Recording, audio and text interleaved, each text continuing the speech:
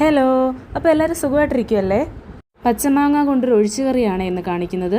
അതിനായിട്ട് ഒരു ഇടത്തരം വലുപ്പമുള്ളൊരു മാങ്ങ കഷ്ണങ്ങളാക്കി അരിഞ്ഞത്, കുറച്ചും പച്ചമുളക്, കുറച്ച് കറിവേപ്പില ഇവയെല്ലാം ചേർത്ത് കുറച്ച് വെള്ളവും ഒഴിച്ച് ഒരു ചട്ടിക്കകത്ത് കുറച്ച് ഉപ്പും ഇട്ട് തിളപ്പിക്കാൻ വെക്കണം.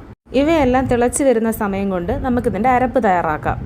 അതിനായിട്ട് 1.5 മുറി തേങ്ങ ചിരുകിയത്, 2-3 ചുവന്നുള്ളി, 3 അല്ലി വെളുത്തുള്ളി, 1/4 ടീസ്പൂൺ ഉലുവാപ്പൊടി, ഉലുവ പൊടിക്കാതെ വേണമെങ്കിലും ചേർക്കാം, 1/4 ടീസ്പൂൺ ജീരകം, 1/4 ടീസ്പൂൺ മഞ്ഞൾപ്പൊടി.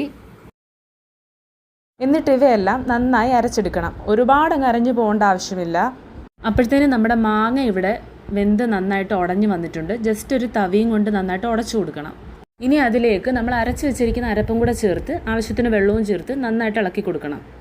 എന്നിട്ട് ലോ ഫ്ലെയിമിൽ ഒരു 10 മിനിറ്റ് വെക്കണം.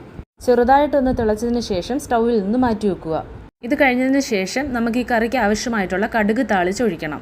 താളിക്കുന്നതിന് ആവശ്യമായിട്ട് ഞാനിവിടെ വെളിച്ചെണ്ണയാണ് യൂസ് ചെയ്തിരിക്കുന്നത്. അതിനകത്തോട്ട് കടുക്, കുറച്ച് ചുവന്നുള്ളി അരിഞ്ഞത്, വറ്റൽമുളക്, പച്ചമുളക്, ഇഞ്ചിയുടെ കഷ്ണങ്ങൾ, കുറച്ച് മുളക് പൊടി ഇവയെല്ലാം കൂടെ ചേർത്ത് നന്നായിട്ട് താളിച്ച് കറിയിലോട്ട് ഒഴിക്കണം. നാടൻ കറി ആയതുകൊണ്ടാണ് വെളിച്ചെണ്ണ യൂസ് ചെയ്തിരിക്കുന്നത്. വെളിച്ചെണ്ണയാണ് കുറച്ചും കൂടി ടേസ്റ്റ് കൂടുതൽ. അപ്പോൾ നമ്മുടെ പച്ചമാങ്ങ കറി ഇവിടെ റെഡി ആയിട്ടുണ്ട്. എല്ലാവരും ഉണ്ടാക്കി നോക്കണേ.